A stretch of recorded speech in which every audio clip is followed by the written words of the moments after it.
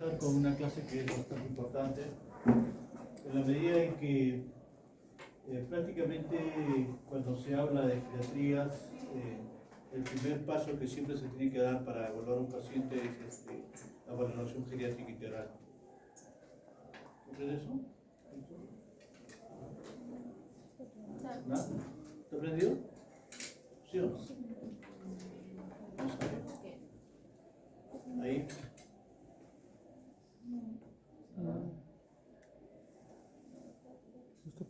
otro. Ahí está, ahí está. ¿Ya está? Sí. ¿Ahora sí?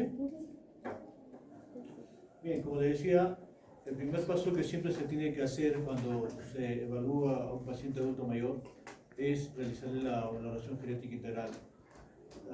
Por lo tanto, valoración geriátrica integral es un instrumento primordial dentro de la geriatría. Se conoce como geriatría a la especialidad médica que se encarga del estudio de la prevención, del diagnóstico, tratamiento, la rehabilitación de los adultos mayores.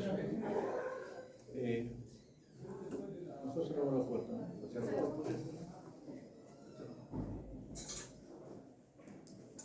Y entonces, ¿a quiénes se llaman adultos mayores? La OMS lo define a aquellas personas mayores de los 60 años, ¿no? Y como los internistas se han perdido un poquito de peso, mayores de 65 años, ¿no? Para que ellos ocupen esos 5 años. Bien, cualquiera de las dos cosas vale, pero la OMS lo ha determinado como mayores de 60 años. Entonces, ¿por qué es importante la valoración geriátrica integral? Por lo que vamos a ver acá, ¿no? Ya le decía, geriatría previene, diagnostica, cuida, maneja, rehabilita y trata las enfermedades. Entonces, esto hay que saber diferenciar, porque hay lo que se llama gerontología, que es el estudio exclusivo del envejecimiento, la gerontología. Entonces, en muchos lugares se junta mucho eso, gerontología y geriatría. En el Perú se ha dividido mucho esto, ¿no? Geriatría es una especialidad médica, pero gerontología no necesariamente. Incluso hay una carrera de gerontología que es asistente social, ¿no? Llamado gerontología simplemente en algunas universidades en Lima. Entonces hay que tener bien claro el concepto de gerontología, el estudio del envejecimiento, y geriatría, el estudio de las patologías del adulto mayor. Ahora, ¿por qué es importante realizar una valoración geriátrica integral? Ustedes han hecho todo lo que está puesto acá, ¿no? O sea, ¿cuál es el modelo médico tradicional? Tenemos un paciente con DSB isquémico, ¿no? ¿Qué hacemos? Buscamos todos los factores que le puedan haber provocado, ¿no? Hipertensión arterial, fibrilación auricular, insuficiencia cardíaca, diabetes, dislipidemia. Todos estos son factores de riesgo cardiovasculares que pueden terminar provocando un DSB isquémico, ¿de acuerdo? Entonces, ¿qué hacemos? ¿Qué hace el modelo médico tradicional? Bueno, si hay hipertensión arterial, daremos vasodilatadores para manejar la hipertensión. Si hay fibrilación auricular, anticoagulantes. Si hay insuficiencia cardíaca, daremos diuréticos, diabetes, insulina y, bueno, dislipidemia, posiblemente demos estatinas. Y listo, se acabó el trabajo, ¿no es cierto? Ya la función del médico ha terminado, ¿no? Eso es lo clásico. Pero cuando se trata de hacer un estudio de valoración geriátrica integral, nosotros no vamos a ver solamente las enfermedades, ¿no? Incluso podemos decir, bueno, sí, estamos viendo integralmente al paciente, porque mira, le estamos haciendo todos los diagnósticos y todo eso. Pero no se está llegando al fondo del asunto. El adulto mayor es una persona bastante especial, en la medida en que ha perdido muchas de sus cualidades, ¿no? O sea, la reserva fisiológica ha disminuido grandemente en él, ¿no?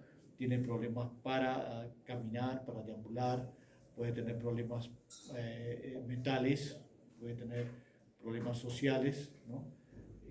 Principalmente va a tener problemas de funcionalidad. Entonces hay que buscar todo eso. No es lo mismo tratar un paciente con DSB, ¿no? Isquémico, en menores de 60 años que mayores de 60 años. ¿Por qué? Porque digamos, quieres tratar hipertensión arterial y buscas algún buen medicamento, ¿no? Si eres un cardiólogo, quieres el mejor medicamento, el que recién va a salir al mercado, ¿no es cierto? Ese es el buen medicamento. Y losartán, valsartán, cualquiera de ellos. ¿Y cuánto cuesta? Cuesta carísimo. ¿Podrá pagar el paciente? No, pero si yo le doy otro medicamento en el yo cardiólogo, voy a perder prestigio. Entonces, no estás realizando una evaluación social, ¿no? No estás viendo si este paciente tiene el dinero suficiente para comprar ese medicamento que para ti es el mejor. Entonces, es clásico, ¿no? El adulto mayor jubilado gana 500, 800 soles y un honorata no te paga, no te baja de 450 a 600 soles. O sea, todo su sueldo, todo lo que recibe va a tener que destinarlo para el pago de su medicamento. Eso les parece muy bien. Entonces, por ahí. El otro tema es la funcionalidad. Si este paciente tiene ictus, que bueno, le damos el tratamiento y listo, ¿no? Pero ¿cómo era antes? ¿El paciente era funcional o no? ¿Era independiente para realizar todas sus actividades o no? Y si era independiente, ¿qué es lo que buscamos? Que vuelva a ese estado. Es lo posible que llegue a ese estado. Y cuando haces un tratamiento médico tradicional, no se preocupan por eso. Entonces, lo importante es preocuparse por la funcionalidad del paciente. Y este es el factor más importante o la preocupación máxima que tiene el geriatra, la funcionalidad, ¿no? ¿Por qué? Porque eso va a permitir que la persona pueda seguir haciendo todas sus actividades. En caso contrario, no lo va a poder realizar, ¿no? Si ya se queda postrado, va a venir todas las enfermedades y obviamente algo lo va a matar. Normalmente una infección, ya sea una neumonía o una ictus que termina siendo una sepsis, va a terminar matando. Entonces, como pueden ver, la evaluación genética integral abarca mucho más que simplemente hacer diagnósticos médicos y tratamientos médicos. Va a evaluar la funcionalidad del paciente, obviamente va a evaluar también el aspecto médico, pero se preocupa también de la parte mental y social. Cuando un paciente tiene un DCB, un accidente cerebrovascular isquémico, normalmente va a tener un proceso mental que puede terminar ¿en qué? En depresión. Normalmente hay una asociación, como vamos a ver en las clases posteriores, directa entre DCB isquémico y depresión. Y aquí nadie se preocupa por ver si este paciente presentó o no depresión. Entonces hay que buscar. Entonces también el otro aspecto a ver son todos sus problemas mentales. Generalmente deterioro cognitivo y depresión, que son las dos áreas que vamos a involucrar. Entonces, como pueden ver, es una mirada mucho más amplia, mucho más dirigida hacia los problemas que tiene el adulto mayor en realizar la evaluación genética integral. Entonces, por otro lado, los adultos mayores tienen algunos aspectos, algunas particularidades, ¿no?, que no se presentan en personas más jóvenes. Como ya les dije, va a haber una disminución de su reserva homeostática, de su reserva funcional. Normalmente el adulto mayor va a tener muchas patologías, entonces cuando uno hace un diagnóstico de los adultos mayores, no sé si se han dado cuenta, pues hay una lista de 6, 7, 8, hasta 10 patologías que tiene el adulto mayor. Entonces, tiene pluripatología. Y si tiene pluripatología, ¿qué va a hacer? Va a necesitar muchos medicamentos. Entonces, nos interesará mucho la historia farmacológica y ver cómo vamos a responder a eso. Porque podría ser que está recibiendo medicamentos incluso antagonistas, o que no van a funcionar, o sinergistas, que va a hacer mucho más daño. Entonces, esto es importante tener presente. Por otro lado, obviamente va a vivir ya menos, ¿no? Entonces, la menor expectativa vital tiene que estar relacionada con calidad de vida. ¿Qué calidad de vida va a tener? Una postración de años y años porque tiene un ictus, o hay que tratar de que funcionalmente se recupere para que pueda tener una buena calidad de vida. Ese es el tema que hay que plantearse. Por otro lado, también una de las cosas importantes, siempre decimos, ¿no?, como eso de broma, lo típico en el adulto mayor es que la presentación de las enfermedades será atípica. Lo típico es que sea atípico, ¿de acuerdo? Entonces va a haber una presentación atípica de las enfermedades y siempre les pongo el ejemplo clásico de neumonía, ¿no? ¿Qué sucede con la neumonía cuando ustedes están en emergencia? Va a encontrar la triada típica que conocen, ¿no? ¿Cuál es la triada típica? Fiebre, ¿qué más? Todo con expectoración y disnea, ¿no es cierto? Eso es la triada que se supone que los que han escuchado mi clase, la clase del doctor Castro, ¿no?, en neumología, en el quedado. Pero ¿qué sucede con el adulto mayor? Encuentra, por decir, un paciente dormido. Llega dormido y ustedes lo evalúan y determinan que tiene neumonía. ¿Por qué no va a tener fiebre? ¿Por qué? Porque tiene inmunosenescencia, que significa que sus defensas han bajado, por lo tanto no tienen capacidad de provocar fiebre. Por eso no va a ser fiebre, ¿de acuerdo? Por otro lado, tos. La tos es un mecanismo reactivo, un mecanismo de defensa, y normalmente los adultos mayores también disminuyen esa capacidad de defensa, por lo tanto no van a tener tos. ¿Ya? Y Disney podría ser que tenga, pero muchas veces el adulto mayor hace todas sus actividades para limitar su dificultad respiratoria. Por lo tanto, podría no encontrar ni Disney tampoco. Entonces, lo único que va a encontrar es al examen. ¿Qué cosa va a encontrar al examen? ¿Corte? Crépitos. Perfecto, ¿no? Crépitos en algún lado, generalmente un basal derecho, que es lo más común, ¿no? Entonces, esto nos ayudará. Le tomaremos una placa, luego de hidratarlo, también porque igual, el paciente se deshidrata, mientras tomas una placa, no vas a encontrar absolutamente nada. Bien hidratado, recién te va a aparecer neumonía. Entonces, hay muchas características, ¿no?, que nos dicen que hay una presentación atípica de las enfermedades. Y otro problema va a ser dependencia funcional. El paciente puede ya no poder hacer sus actividades, como vamos a ver más adelante. Puede haber muchas fuentes de dolor, de incomodidad, ¿no? Y esto es muy importante, las consideraciones farmacológicas especiales. Como vamos a ver en la segunda clase, que va a ser sobre farmacología geriátrica. Entonces, va a haber alta comorbilidad, presentación atípica de las enfermedades, riesgo de deterioro funcional y necesidad de soporte social. Por lo tanto, hay que hacer un abordaje global más profundo en estos adultos mayores. Entonces, la evaluación geriátrica se va a diferenciar de la evaluación estándar, ¿no?, en que no solo se centra en la patología del anciano, como hemos visto en la primera lámina, ¿no? Nos preocupamos del ictus y listo, ¿no?, todo lo que hay que hacer por el ictus, sino que vamos a pretender un conocimiento más profundo del adulto mayor, y no solamente del adulto mayor, sino también de su entorno. Evaluar la condición social del adulto mayor significa ver su entorno, ¿no?, y aquello que tiene impacto y trascendencia en su persona, principalmente de su salud. Entonces, la valoración genética integral se define como un proceso diagnóstico multidimensional que va a abarcar muchas dimensiones, interdisciplinario, muchas veces se necesita de la ayuda de otras especialidades o de otras profesiones para cuantificar capacidades y problemas. Y con eso se planifica un tratamiento y un seguimiento continuado. Esto ya ha sido definido hace mucho tiempo, ¿no? Entonces, recapitulando lo que hemos dicho en la diapositiva anterior, ¿no? Proceso diagnóstico multidimensional, porque va a haber varias dimensiones: la dimensión funcional, la dimensión mental, ¿no?, social y médica, ¿no? Entonces, de una persona mayor, de preferencia que sea frágil, ¿no? En la tercera clase entenderemos qué cosa es un paciente frágil, ¿no?, con la finalidad de elaborar un plan de atención integral, integrado y coordinado que permita el seguimiento a largo plazo, ¿no?, y siempre respetando todas las opiniones, las decisiones que tenga el adulto mayor. Entonces, se considera una nueva tecnología de la geriatría. Entonces, la diferencia con una evaluación médica estándar es que principalmente se va a centrar en ancianos frágiles. Ancianos frágiles son aquellas personas que tienen una vulnerabilidad aumentada para cualquier problema. ¿Qué significa vulnerabilidad? Que una neumonía en un adulto joven va a caminar, va a hacer todas sus actividades.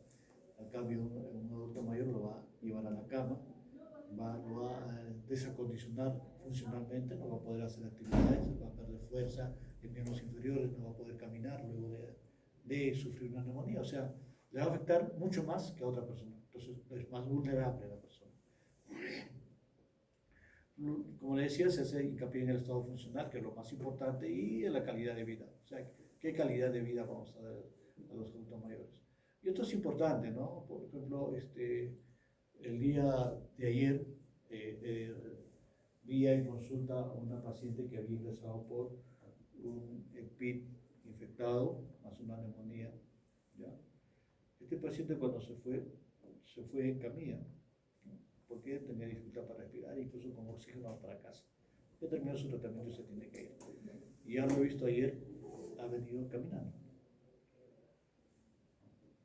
de lo que se fue en camilla ya vino caminando, obviamente todavía está con oxígeno, pero ya incluso lo han traído para consultas sin oxígeno porque dicen, bueno, solamente en las noches estamos usando el oxígeno, ¿no?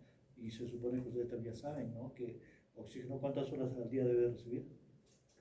Mínimo, oxigenoterapia, cuando ya está en proceso de salida incluso, ¿me recuerdo? No, 18 horas mínimo, ¿no? 18 horas mínimo. Entonces hay que manejar eso, ¿no? Otra de las cosas más importantes que se va a tener es el uso de escalas de evaluación cuantitativa. O sea, esta es la base en realidad de lo que es la valoración genética integral, uso de escalas de evaluación. Bien. Y se puede usar equipos interdisciplinarios, como ya le dije. Ahí es un problema poder hacer un estudio social adecuado, pero vamos a ver que todo se puede hacer. Ahora, la evaluación genética integral en realidad se puede realizar en cualquier zona o en cualquier sitio de intervención geriátrica. Puede ser un hospital. Algunas cosas, algunos nombres se cambian. Ustedes conocen, por ejemplo, hospitalización, ¿no es cierto? Pero nosotros en geriatría llamamos a la hospitalización unidad de agudos. ¿Por qué? Porque la idea es que este paciente esté el mínimo tiempo posible para luego pasar a otra área que sea una unidad de media estancia o larga estancia. Lamentablemente ese sistema no se cuenta, por ejemplo, en el MINSA, y salud solamente cuenta en Lima. En Lima, cualquier paciente que está ya sea Rebagliati o el Almenara, ¿no? Lo estabilizan en 3-4 días, la neumonía ya está en proceso de curación y lo mandan a un hospital de mediana y larga estancia, que es el Hospital San Isidro Labrador, que es un hospital exclusivamente geriátrico. Ahora hemos escuchado el Hospital Geriátrico San Isidro Labrador, se llama. Entonces ahí completa todo su tratamiento. Entonces entra en unas unidades de subagudos o unidades de larga estancia y ahí es donde van a mejorar hasta que salgan de alta. Entonces ahí se hace todo el trabajo que se tiene que hacer. Ahora, también en la comunidad, una de las cosas que siempre preconizamos y que tenemos grandes problemas es lo que se llama hospitalización domiciliaria y también el hospital de día. Esto es clásico, con la neumonía que les he puesto de ejemplo, por ejemplo. Digamos, ¿qué le indican para una neumonía? ¿Qué le indicas tú para una neumonía? Antibióticos. ¿Ah? Antibióticos. Antibióticos. ¿Qué antibióticos le indicas?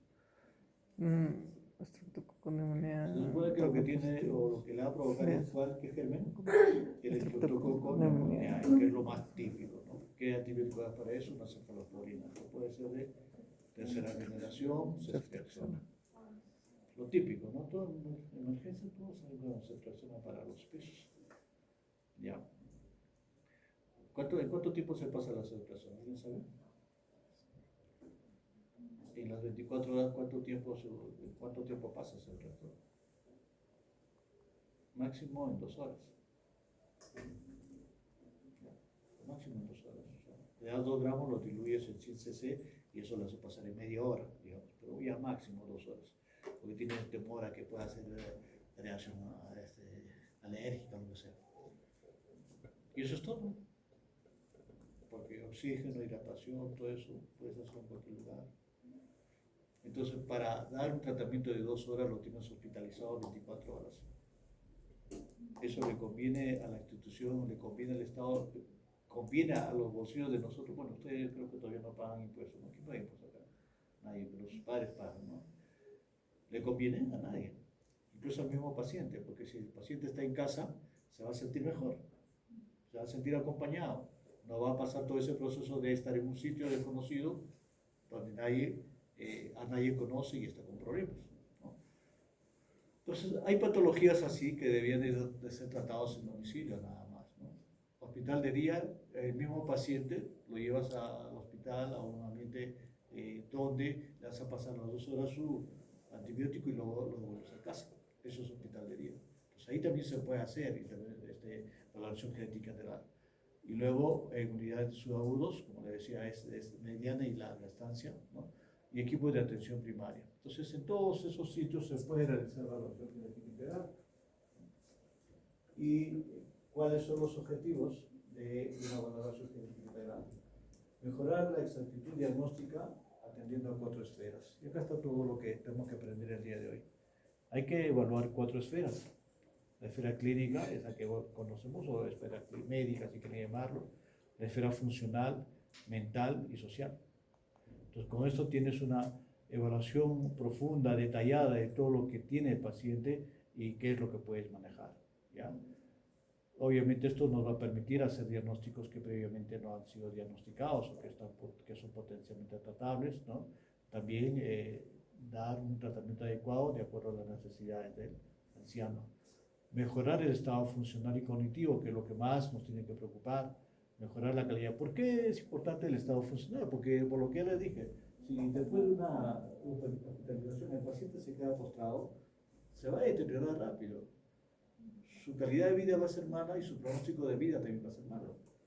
Porque mientras no camine, el aparato cardiovascular y el aparato respiratorio van a deteriorarse, van a perder reserva. Bueno, creo que a ustedes no le dije, pero cuando hicimos la clase de neumología, explicábamos de que el aparato respiratorio, por ejemplo, no funciona todo. O sea, ahorita ustedes, ¿con cuánto de su pulmón están trabajando? Están escuchando la clase. Muy poco.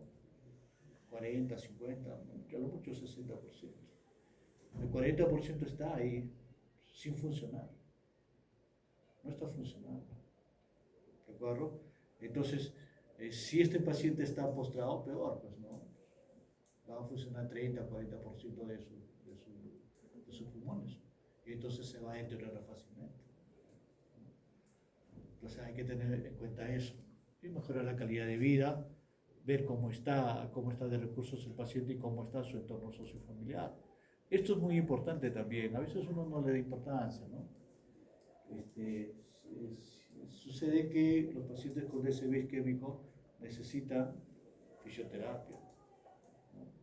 Entonces van a tener que ir todos los días a centros de fisioterapia para que puedan recuperarse.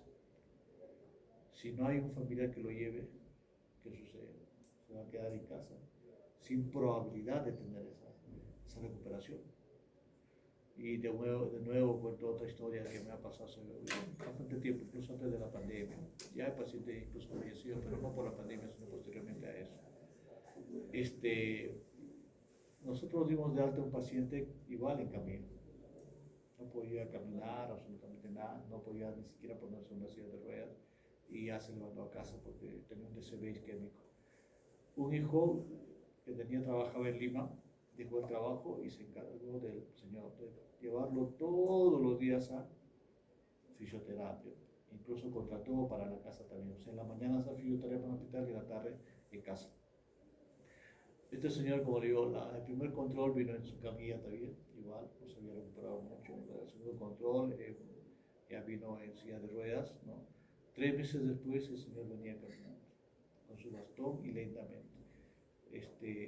¿Qué sucedía? Cuando yo llamaba, el paciente daba la vuelta para el consultorio y una vueltita, ya lo van a conocer porque mañana vamos a hacer consultorio, los chicos de mi grupo. Entonces cuando ya estaba en la esquina, decía, doctor, espéreme, ya voy, caminando con su bastón. Y se recuperó totalmente. Le gustaba caminar por acá, por el parque Tupac, ahí caminaba porque vivía cerca de esa casa. Ahí se ese parque. Entonces, la dedicación de un familiar hizo que el paciente se recuperara. Y hay muchas historias en las cuales los familiares abandonaron al paciente y duran un poco, ¿no? 3, 4 meses o mucho, con DSB isquémico igual, porque nadie quería ocuparse de ellos para poder recuperarlo. Entonces, el entorno sociofamiliar es importante. ¿Se entiende? ¿No? Con el ejemplo que les he puesto. Entonces, hay que ver eso, ¿no? Entonces, todo esto nos permite situar en qué sitio se va a tratar al paciente. Va a tener que ir a una unidad de larga estancia, va a ir a una casa de reposo o puede ir a la casa. Normalmente lo que más recomendamos es que vaya a la casa, a su entorno, al sitio donde ha estado antes de tener la patología. Entonces, cuando nosotros evaluamos al adulto mayor, hay que diferenciar dos cosas, ¿no? ¿Cómo es que se hacen los diagnósticos en uno y otro lado? Esto es un cuadro, ¿no? Del Hospital Cayetano Heredia, ¿no? En donde se hace una comparación de la cantidad de casos que se encuentra en una hospitalización convencional en relación con una hospitalización geriátrica. Cuando hablamos de la parte médica, siempre tenemos que buscar patologías, síntomas, ¿no es cierto? Entonces, este es un estudio en el cual se compararon el mismo paciente, cuando se hacía una evaluación convencional, cuántos se encontraban, qué cantidad encontraban los síntomas geriátricos, y cuando se hacía evaluación geriátrica, cuántos, ¿no? Entonces, miren la gran diferencia que hay con algunos síndromes, ¿no? Y esto es lo más típico, ¿no? De privación sensorial, igualito, ¿no? Ustedes están pasando visita, supongo que pasan visita, ¿no? ¿No? ¿Ya? Y que escuchan a veces al médico gritar a un paciente, ¿no? Para que lo escuche. ¿Cómo estás? Fuerte, toda la sala se entera que el médico está preguntando, ¿sucede o no sucede? Y han visto si entre su lista de diagnósticos aparece deprivación sensorial, disminución de agudeza auditiva, y lo están viendo. Y el médico está ahí, está captando ese diagnóstico. Lo pone. ¿Por qué? Porque no lo piensa, no se preocupa. Lo sabe, lo ha entendido, lo ha estudiado, pero no se preocupa. Y miren la diferencia, ¿no? Esta es la cantidad que se encuentra con los mismos pacientes en relación a una hospitalización convencional. Casi nadie. Y eso que lo están viendo, ¿no? Igual sucede con otras cosas. Por ejemplo, depresión es otro problema que muchas veces no se toma en cuenta. Trastorno del sueño, incontinencia, caídas, lo típico, ¿no? ¿Han escuchado? Salvo en traumatología preguntan caídas, ¿no? Ahí los traumatólogos sí preguntan. ¿Han hecho traumatología todavía? ¿Sí? ¿Ya? Ahí sí preguntan caídas, ¿no? ¿Cuántas veces ha caído? Pero en otras áreas preguntan si ha habido caídas o no. Señor, ¿usted se ha ido cayendo en este último año? Nadie, ¿no? Nadie pregunta. Y miren, caídas es un problema muy, muy importante en el adulto mayor. ¿Por qué? Porque puede terminar provocando fractura de cadera, que es lo más temido. Si una persona sufre, un adulto mayor sufre fractura de cadera, su tiempo de sobrevida se acorta. Se dice que más o menos un 40 a 50% de personas que sufren fractura de cadera ya no sobreviven el año. Antes del año se mueren. Y solamente un 60% puede vivir más de un año. Entonces es un evento muy importante y le prestamos atención a eso. Entonces hay que tomar en cuenta siempre eso.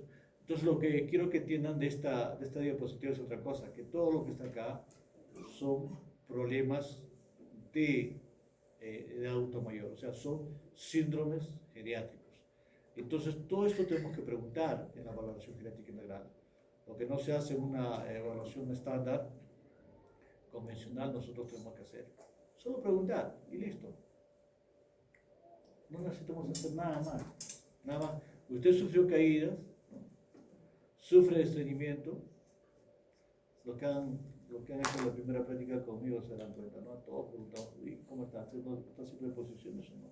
Nos preocupamos mucho de que el paciente haga de posiciones todos los días. Deprivación sensorial igual. Incontinencia, inmovilización o dismovilidad, síncope. Esto es típico, ¿no? Bueno, úlcera por presión, bueno, todo el mundo lo encuentra, ¿no? No hay mucha diferencia, porque eso ya se supone que conocemos. Deterioro cognitivo, trastorno del sueño, igualito, ¿no? ¿Alguna vez han escuchado a algún médico preguntar cómo está durmiendo? Creo que ni los residentes ni los internos preguntan, ¿no? Entonces se dan cuenta, hay muchas cosas que no estamos haciendo.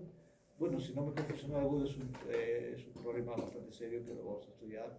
Y bueno, lo que le decía de depresión. Entonces, todo eso hay que preguntar.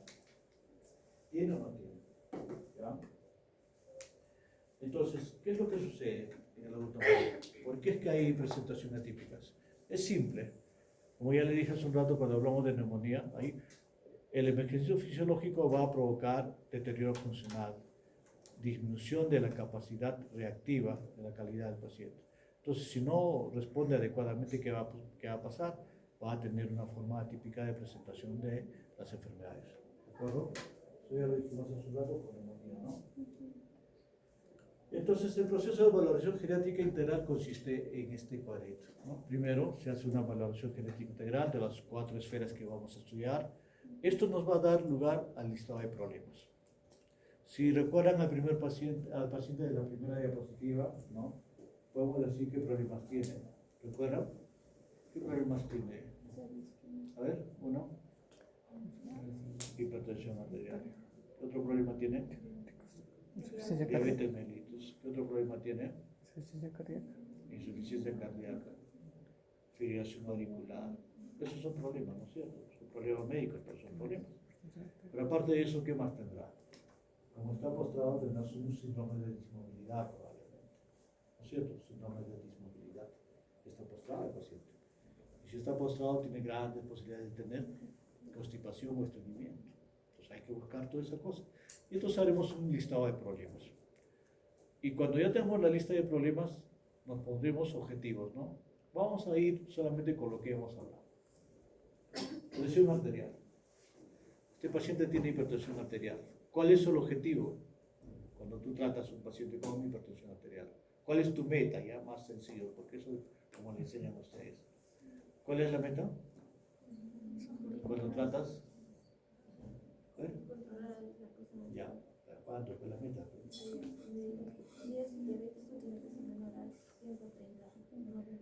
Si es diabético, menor de 130/90. ¿Y si no es diabético? ¿Cuánto? ¿Es bueno o no? A ver. ¿Menor a 100? No. A ver, niña. ¿Quiénes son de mi grupo? Ahí ya lo conozco. Está bien, ¿no? Y Víctor, ¿no? ¿Está mi grupo? ¿Sí? ¿Cómo?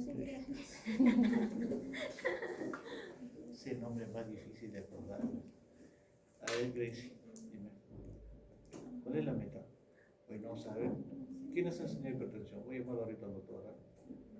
Yo soy el jefe del curso y no es posible que no haya la memoria, niña, no debe estar ahí, tiene que estar aquí, ¿no? La memoria tiene que estar acá, no en el iPad, en el iPhone, no sé, todo, ¿no? Bueno, la realidad es práctica, ¿no? Normalmente te dicen, tiene que estar por debajo de 140, 80, ¿no es cierto? Cuando vas a tratar a cualquier tipo de paciente. Cuando es diabético te dicen 130, algunos te dicen 120, menos de 120, ¿no? Sobre 80 igual, ¿ya? Eso es lo que te enseñan. Pero ¿qué sucede con un paciente adulto mayor? Tú le bajas a 130 y el paciente se va a caer. ¿Por qué crees que se cae? ¿Una más? ¿Ah? Iris, ¿no? ¿Por qué crees que se cae Iris? Tú le bajabas a 130 a 80. Disminuye la presión cerebral. Ya, ¿pero por qué? ¿Por qué está presentando? ¿Cómo se llama cuando hay una disminución de la presión cerebral? Hipotensión, ¿qué? Ortostática. Ortostática. Y le bajas a 140, igualito hace hipotensión ortostática. ¿Cuál será tu meta? ¿140 o 130? No. La meta será aquel en que no tenga hipotensión ortostática. Si tiene con 150, tienes que todavía bajarlo nada más a 155, 160. O sea, la meta terapéutica, por ejemplo, en este caso del adulto mayor, cambia. Porque tu meta va a ser de acuerdo a la presentación de su hipotensión ortostática. Porque si no se te va a caer y ya hemos dicho lo que sucede cuando se caen los pacientes. ¿De acuerdo? Entonces la figura cambia. Bueno, han llevado ya endocrinología, ¿no es cierto? Han hecho diabetes espectacular. La doctora Shirley Nostroza debe haber enseñado. Ha sido mi alumna, por supuesto. Ya me casó. ¿Cuál es la meta en el adulto mayor? ¿Qué han leído? ¿No? Hemoglobina glicosilada, no importa glucosa. ¿Cuál es la meta? ¿Han leído por si acaso el HADA? ¿Sí? Ahí está, muy bien. ¿Qué has leído? A ver. ¿Qué has leído? Medalit, ¿no? Medalit, dime Medalit. 5.4. Eso quiere decir que no has leído el HADA. Menos de 7.5. El HADA, escúchenme, el HADA tiene un capítulo especial, exclusivamente dedicado al adulto mayor. El HADA No estoy hablando de cualquier otro documento. El ADAT, ustedes saben que es prácticamente el documento mundial, que casi todos nos guiamos. ¿Estamos de acuerdo en eso o no? Que eso nos define para guiarnos, ¿no? El ADA, como le decía, tiene un capítulo especial en donde te dicen que la meta terapéutica, en el caso del adulto mayor, va a depender mucho de funcionalidad, de estado mental y patologías, siempre hay patología. Y te dice, si este paciente no tiene ninguno de esos tres problemas, la meta terapéutica será 7.5. Adulto mayor estoy hablando. Pero si ya tiene algún problema, por ejemplo, tiene un deterioro mental, deterioro cognitivo fuerte como demencia, y tiene múltiples comorbilidades, su funcionalidad está muy disminuida, la meta terapéutica está por encima de 8.5. Hemoglobina glicosilada. Lean, por favor. ¿Se dan cuenta? Todo cambia, ¿no? Entonces, las metas, los objetivos, van a estar de acuerdo a las necesidades de los pacientes. Entonces, no es que quiero subvertir todo lo que han aprendido, ¿no? Está bien lo que han aprendido, sino lo que quiero hacer es que hay particularidades importantes con el adulto mayor, que es de lo que vamos a conversar en todas estas clases. ¿De acuerdo? Ya. Y entonces, de acuerdo a eso, harás tu intervención, ¿no? Intervención integral para todo, para la dismovilidad, que hemos visto todo, ¿no? Y entonces te harás una reevaluación periódica. Si ves que la lista de objetivos no se está cumpliendo, tiene que hacer nuevamente una valoración geriátrica integral para plantearte la lista de problemas y ver si, por ejemplo, hipertensión, ahí nos hemos asustado mucho, ¿no? 220, y presiones arteriales 220 hemos visto. ¿Ustedes han visto? No. Yo tampoco, pero ayer hemos visto 3 pacientes, ¿no? No sabemos si estaban bien al final, ¿no? Las máquinas, pero hay que creer que sí estaban bien. Entonces tú das tratamiento y estos pacientes están con tratamiento, incluso con 2 o 3 antihipertensivos, y están con 205, 220. No vas a cumplir tu meta, entonces algo está pasando ahí. Dieta, bueno, ejercicio no pueden hacer porque todos están postrados, no se va a poder hacer. Entonces hay que ver qué cosas nos ajustamos ahí, ¿no? Entonces, de acuerdo a eso, se tiene que reevaluar y hacer una nueva lista de objetivos, ¿de acuerdo? Como encontremos al paciente, ¿no? Muy bien. Entonces ya pasamos a ver los componentes de la evaluación clínica. Como dijimos, son 4 esferas las que se va a evaluar. En primer lugar, la esfera clínica, que ustedes ya conocen, luego la esfera mental, la esfera socioeconómica y por encima de todo, la más importante de todos, la esfera emocional, ¿no? Entonces, con el tiempo, ¿y acá? ¿Ellos son los que tenían permiso? ¿Tienen la delegada? Hasta la delegada todavía tiene.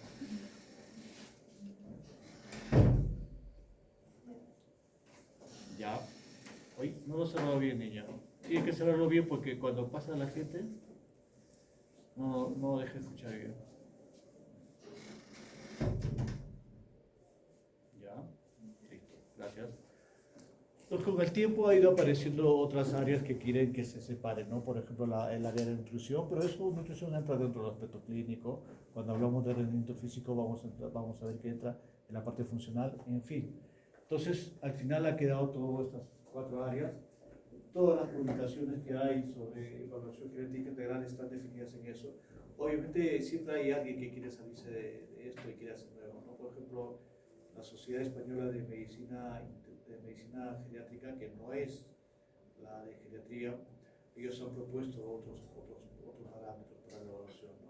Pero al final, cuando se hace un balance de todo lo que se estudia a nivel mundial, lo que ha quedado es esto. Y como ejemplo les pongo esto, ¿no?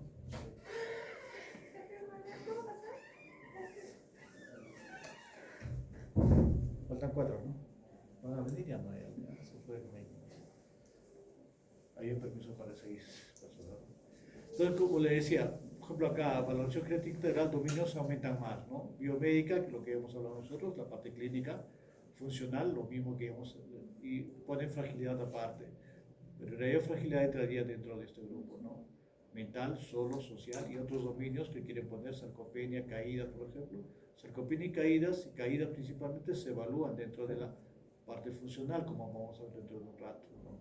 disfagia nutricional, entran a la parte biomédica. Así que al final, cuando empiezan a crear otros dominios, todos terminan en esos 4 dominios que les he dicho. Muy bien. Entonces, una de las cosas importantes saber es qué tan importante o qué tan funcional o qué cosa ha producido valoración genética integral. En realidad, la evaluación genética integral se da a partir de 1946, como pueden ver.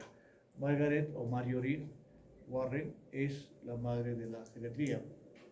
Es la que empezó como especialidad en Inglaterra, ¿no? En este hospital que ven acá. Y en Lancet, miren, esto es una revista muy buena, ¿no? Hasta ahora siguen sacando los mejores artículos, salen en esta revista, ¿no? Y entonces ella decía, no, no hay duda en absoluto de que estos pacientes han sido inadecuadamente cuidados en el pasado y con frecuencia continúan recibiendo una atención insuficiente y escasa, si es que reciben alguna, ¿no? ¿Qué es lo que pasaba? Antes era típico, no sabe como ahora que solo un médico pasa, ¿no? Antes todo el grupo de médicos, bien vestidos, obviamente, detrás de un séquito de esos estudiantes, pasaban visita y uno por uno pasaban todos los pacientes. Y de pronto, cuando llegaban hasta cierta zona, se daban la vuelta y seguían pasando los pacientes. Y la doctora preguntaba, ¿y estos pacientes? No, ellos son viejitos, ya no hay nada que hacer, hay que dejarlos. No los miraba. Por eso que ella dice eso, ¿no? No reciben atención, ¿no? Sí que reciben alguna. Y entonces ella se preocupó por eso ya. Y lo primero que encontró es que había que trabajar en la funcionalidad de estos pacientes, ¿no? Entonces se empezaron a hacer estudios a partir de ahí, si valía la pena o no hacer valoración genética integral. Entonces los primeros estudios eran descriptivos, como ustedes supongo que ya saben, ¿no? Que son estudios descriptivos, analíticos, experimentales, nada. ¿No saben nada? Si no saben, para explicarles una cosa, de una manera chiquita, ¿no? Los analíticos son aquellos que te dicen solamente, mire, hay tanta frecuencia, hay tanta prevalencia. Por ejemplo, te dicen, bueno, la prevalencia de la malaria en el Perú es tanto. Eso es un estudio descriptivo, de prevalencia nada más. Entonces, lo primero que se hizo fue estudios descriptivos, en el cual señalaban beneficios, ¿no? Mayor precisión diagnóstica, aumento del estado funcional, prescripción más adecuada, pero era todo. Como no se podía comparar con otros estudios, no era un estudio analítico. El estudio analítico comprende, por ejemplo, el estudio de casos controles. O sea, tú das tratamiento a uno y al otro no, y lo comparas, si funciona o no el tratamiento que le estás dando a la persona. Esos son ya estudios analíticos, casos controles o recortes, ¿no? Entonces, no se podía saber si servía o no servía. Pero ya en los años 80 del siglo pasado se empieza a manejar ya estudios comparativos, o sea, casos controles, por ejemplo. Y entonces ahí se veía que había mejora de supervivencia, reducción del uso de hospitales, reducción de costos, ¿no? Pero los resultados no eran uniformes. Entonces, para la década del 90 del siglo pasado, ya empiezan a hacerse metaanálisis, que es la mejor manera de hacer estudios, ¿no? Cuando ustedes revisen cualquier tratamiento o cualquier estudio, los que tienen mayor valor científico son los metaanálisis. ¿Por qué? Porque comprenden un montón de estudios, ¿no? Juntan muchos estudios y hacen estudios comparativos, con casi 10.000 pacientes en este caso, y se vio que los beneficios que había eran casi parecidos a lo que había encontrado al inicio, ¿no? Disminución del riesgo de mortalidad, mejorado de probabilidad de vivir en casa, riesgo reducido de reingresos al hospital, mayor posibilidad de mejorar el estado cognitivo, ¿no? Entonces, en el 2017 ya hay otros estudios más, Cochrane, ustedes saben que es la mejor manera de poder evaluar, incluye 29 estudios con 13.000 pacientes y se encuentran casi las cosas que ya se habían estado diciendo, ¿no? Mayor probabilidad de seguir viviendo en domicilio, menor probabilidad de vivir en residencia. Residencia hay que entender que se refiere a las casas de reposo. Acabo que hoy también hay casas de reposo, ¿no? Entonces, había menor riesgo de deterioro funcional y deterioro cognitivo, ¿no? Entonces, al final, se concluyó de que sí tenía valor y entonces se pasó a otra etapa.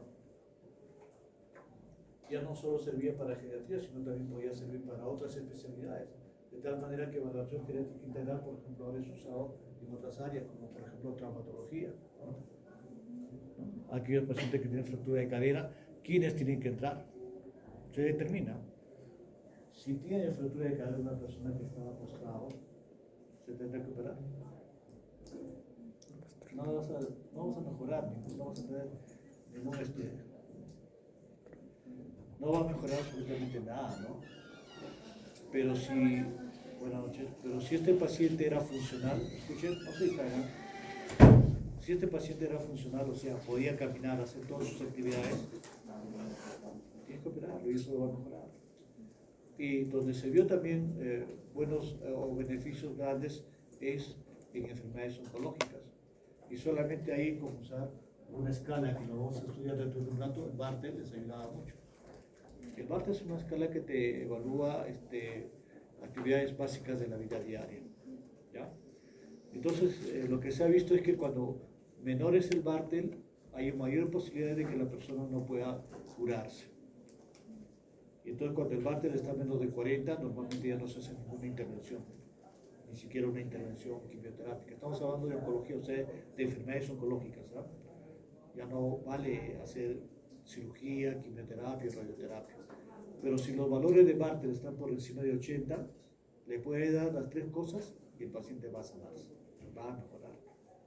Entonces, solamente con estudio de Bartel, el Bartel, como le digo, se refiere a actividades básicas de la vida diaria, se logra determinar en qué pacientes se interviene, porque si tu Bartel te sale 25, por ejemplo, no le des ni una gotita de quimioterápico porque se te va a morir. Mejor lo dejas así, y bueno, el tiempo que sobreviva por la misma enfermedad. Pero si tienes un Bartel de 80, dale con todo, ¿no? ¿Se entiende? ¿No? ¿Se entiende lo que se tiene que hacer con este paciente? Entonces, en varios sitios sirve mucho la valoración genética integral, que no solamente es ya el campo de la geriatría. Ahora, no en todos sitios funciona también, ¿no? Y una de las cosas que nosotros siempre llamamos la atención es, por ejemplo, en interconsultas, ¿no? En programas de interconsulta o programas sin seguimiento no hay efectos positivos, ¿ya? Entonces, no es conveniente realizarlas ahí. Entonces nosotros cuando nos mandan una interconsulta, como dicen, para valoración genética, no se hace, no tiene ningún beneficio. Pero sí, cuando se va a hacer seguimiento a largo plazo, ahí sí. Entonces lo que decimos a estas interconsultas es al alta, hay que hacer una valoración genética integral. Al alta para ver qué cosas hacemos posteriormente a eso. ¿De acuerdo? Y entonces también se vio, cuando había un alto potencial de recuperación del deterioro, ya sea funcional, mental o médica, entonces este paciente podía entrar porque se iba a encontrar mejores resultados. Entonces, no todos los pacientes también van a recuperarse. Hay ciertos pacientes que lamentablemente no van a poder recuperarse. Acá un ejemplo de un estudio sobre insuficiencia cardíaca en geriatría. Entonces, lo que se encontró, ¿no?, es que estos pacientes tenían mejores posibilidades de recuperación o de sobrevida cuando su Bartel, ¿no?, era alto. El índice de Bartel previo era alto, ¿no? Entonces, la discapacidad en actividades diarias y los regresos se asociaban a mayor riesgo de muerte. Entonces, esto está relacionado con Bartel, ¿ya? Y el sexo femenino resulta protector. Entonces, en cualquiera de las áreas uno puede determinar cómo va a ir el paciente de acuerdo a la valoración genética integral. Entonces, en resumen, la valoración genética integral mejora supervivencia, estado funcional, capacidad cognitiva, función afectiva. Disminuye el número de medicamentos prescritos, porque esto es otro grave problema. Una de las cosas más importantes que quiero que recuerden desde ahora es que ¿quién cree, ¿no?, o quiénes creen que provocan mayores problemas de orden farmacológico en los adultos mayores? Los que atienden en la farmacia, los familiares, el mismo paciente. Familiares. ¿Cuál de ellos? ¿Ah? Los familiares. ¿Ah? Los familiares. Los familiares. ¿Tú qué opinas? ¿También? ¿Familiares? ¿Todos están de acuerdo? Bueno, les traigo una mala noticia. ¿Qué están estudiando? Medicina, ¿no? Los doctores. Los que mayormente causan problemas farmacológicos en los adultos mayores son los médicos. Los médicos. Cuando estudiamos medicamentos potencialmente inadecuados, ¿quién lo prescribe más? Los médicos. Eso, ¿tú qué le estás haciendo? Entonces hay que tener mucho cuidado con eso. Perfecciona el diagnóstico, disminuye la necesidad de hospitalizaciones y obviamente los costos asistenciales. Ahora, el problema es que no siempre en todas las áreas se practica al 100% valoración genética integral.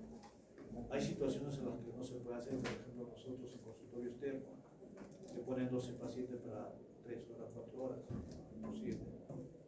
No puedes hacer valoración genética integral ahí. Una hospitalización con las condiciones que tenemos tampoco se puede hacer valoración genética integral. Entonces no siempre en todas partes se va a hacer. Y no siempre se aplica todo también. Estos son dos estudios sobre eso. Entonces empezamos a ver cada área, ¿no? Para lo que hayan llegado, que son 4 o 5 creo, estamos estudiando valoración genética integral, que es un instrumento que nos permite hacer una evaluación al paciente de forma global, desde la parte clínica, desde la parte mental, la parte funcional y la parte social. Son 4 ítems que se evalúan dentro de la valoración genética integral. Entonces vamos a empezar con la valoración clínica. Y es aquello ya que ustedes conocen, ¿no? Como ya le dije, es la parte médica. Entonces, ¿qué hacemos primero? Una historia clínica detallada. Hacemos un examen clínico detallado, lo que nos va a dar diagnósticos médicos, ¿no? Por ejemplo, en el paciente de la primera diapositiva, de DC isquémico, obviamente, ¿por qué lo vas a encontrar? ¿Cuáles son las características de un paciente con DC isquémico? A ver, por allá al fondo. Una cosa, cualquiera, hemiplegia, ya, ¿qué más? Hemiparesia puede ser, ¿qué más? ¿No? Disartrias, hay muy frecuentemente hay disartrias, ¿no? Pues afasias, ¿no? También afasias bastante frecuentes, ya sea el loco o el rico. Entonces todo eso te va a ayudar a hacer el diagnóstico, ¿de acuerdo? Luego de eso, eso nos puede dar lugar a comprender posibles secuelas funcionales, ¿no? Y entonces también se tiene que hacer dentro de la valoración clínica algunos aspectos importantes. Ver nutrición, ver historia farmacológica y ver síndromes geriátricos. ¿De acuerdo? O sea, esas 3 cosas tienes que evaluarlas dentro de la valoración clínica. ¿Por qué es importante? Ya lo hemos dicho a lo largo de ellos. Entonces se usarán algunos instrumentos específicos, como por ejemplo, en antecedentes personales. Aquí lo que estamos viendo, toda esta lista es una lista de síndromes geriátricos, que ya lo hemos visto hace un rato en una lámina anterior, ¿no? Polifarmacia, deterioro cognitivo, deterioro sensorial, caídas, trastorno de sueño, dolor crónico, estreñimientos de la población. Es una lista de síndromes geriátricos que tenemos que preguntar. O sea, por cada uno se tiene que preguntar. ¿Sufre usted de caídas? A la familia, si no tiene úlcera de compresión o caras, ¿no? Como lo conoce todo el mundo. ¿Qué tal está durmiendo? ¿Está durmiendo bien o no? Esto, fácil. O sea, hay que buscar la manera de preguntar todo eso. Y lo más importante, antecedentes farmacológicos, ¿no? Si ha habido reacciones adversas medicamentosas, si hay polifarmacia. Se llama polifarmacia y es un síndrome geriátrico a aquellas personas que usan 4 o más medicamentos. Polifarmacia. Entonces hay que ver eso. ¿Por qué? Porque puede haber interacción medicamentosa de gran problema. Otro tema a buscar dentro del antecedente farmacológico es la adherencia al tratamiento. ¿Por qué? El adulto mayor es una persona especial, ¿no? ¿Qué te dice? Doctor, yo vengo a que usted me cure. Quiero una sola pastillita para curarme. Yo no quiero más, o sea, no quiero tomar todos los días de toda su vida. ¿Y qué sucede cuando tiene hipertensión arterial? ¿Qué le vas a decir? Señor, señora, papá, mamita, lo que sea, vas a tener que tomar pastillas todos los días de tu vida. ¿Y qué dice? Este médico no sirve, ¿no? Se va a buscar otro. ¿De acuerdo? Entonces, hay que buscar adherencia al tratamiento. Luego, correcta toma de medicamentos. Eso es típico. Hay medicamentos que se tienen que tomar en ayunas, hay medicamentos que se tienen que tomar en la mañana, o hay medicamentos que se tienen que tomar en la tarde. Nunca, generalmente en la noche. Tenemos que saber. Porque ¿qué sucede con diuréticos? Por ejemplo, lo vamos a hacer todo el sueño, pero con los diuréticos. Si tú le indicas cada 8 horas o cada 12 horas, ¿qué sucede? ¿A qué hora lo va a tomar? 8 de la mañana, 8 de la noche. O 7 de la mañana, 7 de la noche. ¿Y qué sucede con diurético en la noche? Va a actuar, le va a provocar orina, el paciente se va a tratar varias veces a la noche para orinar, va a tener problemas de sueño, al día siguiente va a estar mal. Simplemente porque tú, médico, le indicaste cada 12 horas. Entonces tiene que buscar la manera de indicarle. Entonces hay que ver si hay correcta toma de medicamentos. Automedicación, eso es lo típico, ¿no? ¿Quién es el mejor amigo del adulto mayor? La dependiente de la botica o de la farmacia, ¿no? La farmacia de la esquina. Apenas tiene un dolor, se va corriendo y ¿qué le indica la técnica? Porque normalmente son técnicas las que están ahí, ¿no? ¿Qué le indica? Corticoides, ¿no? Corticoides, una maravilla, pues le va a calmar el dolor. Después viene a buscarte y te dice, doctor, quiero que me indique corticoides. Lo que sucede. Hay que ver entonces eso. La cronología del uso, por ejemplo, esto es típico en hipertensión arterial. Con ustedes hablamos de captopril, ¿sí, no? Ayer. Ustedes, ¿no? Sí. ¿Qué sucede con el captopril? ¿Cada qué tipo se toma? ¿Sabe lo que es captopril, no? ¿O no? ¿Qué son? ¿Nada?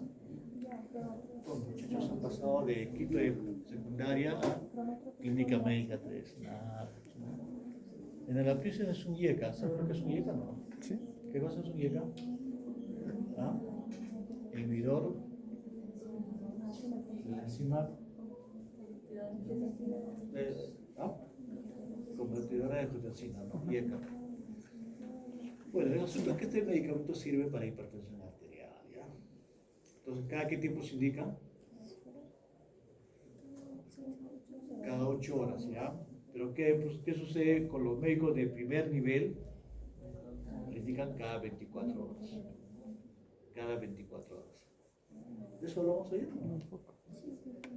Y después dicen, no más. Cada 24 horas. Entonces, ¿qué sucede? No le hace efecto. Y entonces, no se puede curar y esta cosa ya no lo podemos ver nosotros en el hospital, ¿no? Y en el camino le dan enalapril, en el camino le dan losartán y al final nadie maneja bien la presión arterial. Entonces necesitamos saber cuánto tiempo y cómo está usando el medicamento. Porque puede ser que ajuste solamente captopril, le indicas bien, le dice que tiene que tomar, le explica por qué tiene que tomar cada 8 horas. ¿Por qué tiene que tomar cada 8 horas? Porque el tiempo de efecto del medicamento es corto, a lo mucho 6 horas. Entonces cada 8 horas tiene que tomar, porque si no, no le va a bajar la presión. Si no entiende, tiene que cambiar un medicamento que puede usar cada 12 horas o cada 24 horas. Y entonces necesitamos saber siempre la cronología de uso. Y lo que le decía, ¿no? El uso inadecuado de medicamentos. ¿Quién produce el uso inadecuado de medicamentos? Los médicos. ¿De acuerdo? Los médicos. Ahora, en cuanto a medicamentos, algunas cosas no vamos a ver ya en la segunda clase, lo vamos a ver más detallado. Hay cambios fisiológicos, ya les dije, lo que va a modificar la farmacocinética y la farmacodinámica en el adulto mayor, por lo cual puede presentarse muy fácilmente reacciones adversas. Como ya dijimos, hay pluripatología, por lo tanto reciben muchos medicamentos y hay gran posibilidad de que haya interacciones medicamentosas. Y ahora, también existen factores psicosociales, eso es lo que tenemos que investigar en la parte social, el cual se automedican o incumplen, ¿no? Por lo cual va a haber interacciones y también modificación de la eficacia de los medicamentos, con el captopril típico, ¿no? Te indican cada 24 horas porque está mal indicado y no te va a hacer nada. También habíamos dicho que se tiene que evaluar la parte nutricional. Esto es un mini mensaje nutricional donde se da puntaje de acuerdo a la pregunta que se hace y de acuerdo a la puntuación se puede determinar si hay riesgo nutricional o no.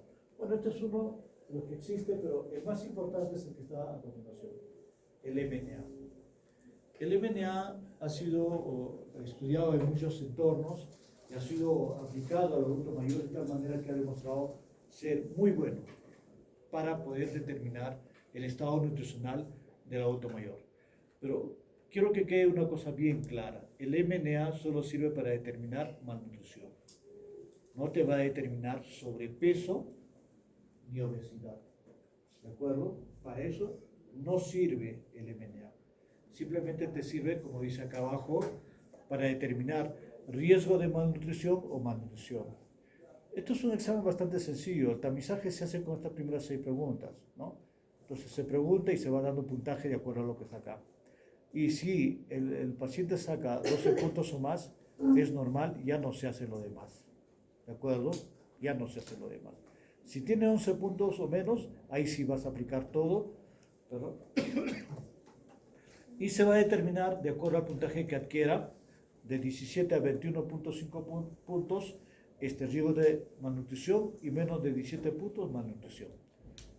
Te va a servir, porque acá te evalúa absolutamente todo: circunferencia braquial, qué cosa come, cuántos vasos de agua, etcétera, etcétera. Entonces es la mejor manera de poder evaluar. Entonces quiero que lo revisen bien para que se pueda aplicar adecuadamente, y acá ya tenemos uno de las escalas a ser evaluadas dentro de la valoración general. En relación a medicamentos, hay algunos medicamentos que pueden provocar efectos sobre la nutrición, como por ejemplo digoxina, anorexia. Los diuréticos pueden provocar deshidratación, anorexia, igual. Entonces hay muchos medicamentos, ¿no?, que van a alterar la nutrición del organismo. Muy bien. Entonces con eso terminamos de ver la parte de la esfera médica y pasamos a la evaluación de la esfera funcional, que ya les he dicho que es lo más importante. Ya hace mucho tiempo la OMS igual dice que la salud del anciano se mide en términos de función, o sea, de funcionalidad, ¿no? ¿Y en qué consiste la función? En las capacidades físicas del anciano, ¿no?, desde áreas motoras simples hasta su capacidad de autocuidado, ¿no?, hasta el ejercicio y la independencia del medio ambiente. O sea, lo que al final te evalúa es la capacidad de independencia que tiene la persona. ¿Independencia para qué? Para actividades básicas de la vida diaria, para actividades instrumentales de la vida diaria y para actividades avanzadas de la vida diaria. Lo que evalúa siempre, o lo que se tiene que evaluar siempre, son los dos primeros, ¿no? Actividades básicas y actividades instrumentales. Vamos a ver en qué consiste cada uno de ellos, ¿no? Las actividades básicas son aquellas actividades que permiten que la persona pueda autocuidarse. Tareas de autocuidado, ¿no?, actividades básicas de la vida diaria. Y se evalúa con dos escalas: el índice de Katz y el índice de Bartel. Como pueden ver, cada uno tiene sus ítems y lo vamos a ver dentro de un momento. Las actividades instrumentales de la vida diaria permiten a la persona poder interactuar con su entorno, con todo su entorno. O sea, puede tomar movilidad, puede contar su dinero, ir al mercado, hacer sus compras, ¿no? Puede agarrar el teléfono y llamar, todo eso. Entonces, hay que entender bien. Actividades básicas es aquello que permite que la persona pueda vivir, ¿no? Actividades instrumentales es aquello que le permite interactuar con su entorno. Y actividades avanzadas es participar en cosas que ya le provoquen mucho beneficio, ya sea intelectual, social, etcétera, ¿no? Actividades recreativas, viajes, que también los adultos mayores lo hacen con frecuencia. Pero como les digo, eso ya no se evalúa, ¿no? Entonces, acá está claro lo que yo les decía. Las actividades básicas de la vida diaria son los que sirven para, la actividad habitual y para mantener el autocuidado. Comer, vestirse, moverse, asearse, bañarse, continencia, ¿no? Se puede usar Katz, Bartel o Cruz Roja. Las actividades instrumentales de la vida diaria sirven para conseguir independencia e interacción con el entorno, lo que yo le decía, ¿no? Escribir, leer, cocinar, limpiar, comprar, lavar, etcétera, ¿no? Y se evalúa solamente con la Lawton y Brody. No hay otra escala más que esa, ¿ya? Lawton y Brody, ¿de acuerdo? Entonces, esa es una parte. Entonces, las actividades básicas con Katz y Bartel, instrumentales con Lawton y Brody. Y luego viene la otra parte importante, que es evaluación del rendimiento físico. El rendimiento físico evalúa qué tanta potencia tiene la persona, o sea, cuánta fuerza, cómo puede desarrollarse. Entonces, eso se llama evaluación del rendimiento físico. ¿Ya? Entonces, forma parte también de la evaluación. Y por último, la otra parte que también se evalúa en la esfera funcional es marcha y equilibrio. La marcha y equilibrio se determina con la escala de Tinetti. ¿Ya? Lo vamos a ver dentro de un momento. Entonces, veamos primero Katz, ¿no? Como habíamos dicho, es va a evaluarte actividades básicas de la vida diaria. Eso quiere decir aquello que permite el autocuidado de la persona, por ejemplo, bañarse, ¿no? Y entonces acá está definido cuándo es independiente y cuándo es dependiente. Solo vamos a hablar de la primera, ¿ya? Independiente es cuando se baña enteramente solo o bien requiere ayuda únicamente para alguna zona concreta del cuerpo, ¿no? Y dependiente cuando necesita ayuda para lavarse más de una zona del cuerpo o bien para entrar o salir de la bañera o la ducha, ¿de acuerdo?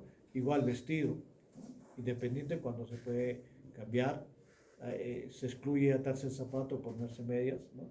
Independiente cuando no se viste por sí mismo. Entonces así, igual todo. ¿Y cómo se evalúa este CAT? Se evalúa a través de las letras, o sea, se dice CAT-SAM, como pueden ver acá, CAT-SAM, independiente para todas las actividades, y CAT-SG, dependiente para todas las funciones. ¿De acuerdo? Entonces, habrá CAT-A, B, C, D, todo esto, ¿no? Pues una persona que no puede bañarse, pero sí puede hacer todo lo demás, ¿qué tendrá? Todas menos uno, CAT-B, ¿no es cierto? Cuando es CAT-C, cuando todas, ¿no? Menos baño y otra cualquiera. CAT-C, menos baño, vestido y otra cualquiera. Entonces se dan cuenta cuál es la actividad más difícil que va a hacer la persona de todo lo que tenemos ahí. ¿Ah? Bañarse, ¿no? Entonces, si ustedes ven, relacionan, está de mayor dificultad a menor dificultad, salvo continencia, ¿no? Que no tiene nada que ver. Y entonces cuando tú le preguntas a una persona y le dices, ¿usted se puede bañar solo? Y te dicen que sí, ¿qué gas tendrá? Gas A. ¿Sí? Porque se supone que todas las demás actividades los va a realizar. ¿De acuerdo? Entonces a veces solo haces una pregunta para determinar cómo están sus actividades básicas de la vida diaria. Simplemente, ¿se baña o no se baña? ¿No? Entonces, CATS, para actividades básicas de la vida diaria. Y esto es lo que hemos visto, ¿no? En Bartels se repiten muchas cosas, ¿no? Cuando hemos hablado de oncología, cuando hemos visto eso en pacientes con insuficiencia cardíaca, todo, el Bartels es el que más se usa, ¿no? Entonces el índice de Bartels es lo mismo, ¿no? Alimentación, bañarse, vestirse, todo. Lo que va a diferenciar es traslado, sillón, cama y subir escalones, o sea, subir gradas, ¿no? Bajar de un piso, etc. Y todos ellos tienen puntaje de 10, 5, 0 o 5, 0, como pueden ver acá. Entonces, el puntaje mínimo será 0 y el máximo será 100. ¿De acuerdo? Entonces, tú vas preguntando de acuerdo a cada ítem que está puesto acá, para ver si cumple, cuánto le vas a poner, 15, 10, 5 o 0. Y entonces tenemos un total de 100 puntos o 0 puntos. Y entonces, el resultado te va a definir. Si tiene de 86 a 100 puntos, será independiente. Si tiene de 60 a 85, dependiente leve, moderado cuando es de 40 a 55, dependencia grave de 20 a 35 y dependencia total menos de 20. ¿De acuerdo? Entonces, si ustedes recuerdan cuando les decía, si su Bartel es menos de 40, hay que correr los riesgos de darle nada en oncologías, es porque están con una dependencia bastante marcada. Estos pacientes dependientes ya tienen una reserva fisiológica disminuida, tienen una capacidad funcional disminuida, por lo tanto, corrernos el riesgo de darle alguna medicación puede terminar matando al paciente. O sea, puede, en vez de darle un beneficio, le vamos a dar un gran problema. ¿De acuerdo? Entonces, con eso yo creo que está claro ya lo que hablamos sobre oncología, ¿no? Y entonces ahora pasamos a ver lo que es las actividades instrumentales de la vida diaria. Las actividades instrumentales de la vida diaria, como ya les dije, son aquellas actividades por las cuales va a interactuar con su medio ambiente, como puede ser capacidad para usar el teléfono, ir de compras, preparar la comida, cuidar la casa, lavar la ropa, usar medios de transporte para movilizarse, saber tomar sus medicamentos, ¿no? Y manejar su dinero. Entonces, todo esto te da un puntaje de 8, si ustedes cuentan. Entonces, igual, de 0 a 8. Entonces, 0 será dependiente total, 8 será independiente. Y entonces el intermedio, ¿qué será? Dependiente parcial. Entonces hay 3 diagnósticos ahí, ¿de acuerdo? 3 diagnósticos. independiente, dependiente parcial y dependiente total. Y hay un grave problema. ¿Cuál creen que puede ser el grave problema para evaluar esto? Cuando evaluamos a varones y mujeres, ¿será el mismo puntaje o no? No. ¿Por qué? Pues las mujeres hacen más actividades que los Porque algunas actividades no lo hacen, especialmente acá en la sierra, ¿no? ¿Qué cosas no van a hacer? ¿No? Preparar comida, por ejemplo, yo no sé, yo quemo el agua. Trabajo doméstico y lavar la ropa. Estas tres cosas normalmente no lo hace el varón. Y entonces para el varón el puntaje normal será 5. Porque si aquello que no haces no vas a evaluarlo, ¿no? No tiene sentido. Entonces en el varón 5 es independiente. Y en la mujer 8 es independiente. ¿De acuerdo? Y entonces ahí determinará, como lo hemos visto, entre 1 y 0 el puntaje. ¿Está claro? ¿Quedó claro eso? ¿Me hay que entender? ¿No? Bien. Entonces le decía, la otra parte que se tiene que evaluar es marcha y equilibrio. La marcha y equilibrio se evalúa con la escala de Tinetti, como podemos ver acá, ¿no? La escala de Tinetti tiene dos componentes, una escala para equilibrio, que te va a dar 16 puntos, y una escala de marcha que te va a dar 12 puntos. Es lo mismo, ¿no? O sea, la marcha, el paciente está de pie, debe caminar a lo largo, inicialmente con su paso habitual, luego un paso más rápido y seguro. Entonces vas evaluando, ¿no? El inicio es adecuado o no, con una cierta inseguridad o ninguna inseguridad. Te vas dando puntaje, 0 o 1. Igual para cada uno, evalúas el pie derecho, pie izquierdo, igual en el equilibrio, ¿no? Si se levanta bien o no se levanta bien. Entonces en total hay 28 puntos, ¿de acuerdo? 16 más 12, 28 puntos. El punto de corte es 19. O sea, escala de Tinete adecuado, más de 19. Escala de Tinete inadecuado, menos de 19. ¿Y qué sucede? Cuando la escala de Tinete es menos de 19, aumenta la probabilidad de caídas en 5 veces. ¿Ya? O sea, solamente que saque un valor menos de 18 te señala que este paciente se te puede caer en cualquier rato. Entonces tienes que tomar medidas sobre eso. ¿De acuerdo? Y luego le decía, lo otro que tenemos que evaluar es el rendimiento físico. Para el rendimiento físico se ha buscado también muchas escalas, ¿no? Ahorita existe bastante. Uno de ellos, por ejemplo, es solamente velocidad de marcha, ¿no? Pero el que más se usa a nivel mundial es el SPPB. Una de las baterías más utilizadas en la práctica clínica es el SPPB. Y el SPPB consiste en 3 pruebas. Primero, equilibrio, luego velocidad de marcha y luego levantarse y sentarse en una silla de 5 veces. Y vamos a ver en qué consiste eso. La prueba de balance, ¿no? Es la prueba en la cual uno tiene que primero poner a la persona con los 2 pies juntos, como pueden ver ahí. Si dura más de 10 segundos le das un punto. ¿Ya? Luego le dice que ponga un pie delante del otro, pero en líneas paralelas, ¿no? O sea, separadas, ¿no? Y eso también igual, dura más de 10 segundos, le das un punto menos, 0 puntos. Y luego le hace poner el pie uno delante del otro en una sola línea, como pueden ver acá. Entonces acá se evalúa si puede pasar de los 10 segundos, ¿no? Más de 10 segundos, 2 puntos, ¿no? Y si es más de 3.9 segundos, 1 punto. Menos de 3 segundos, 0 puntos. Entonces en total vas a tener 4 puntos acá. Luego de eso se hace la velocidad de la marcha, que se puede hacer en 2.4, 4 metros o 6 metros.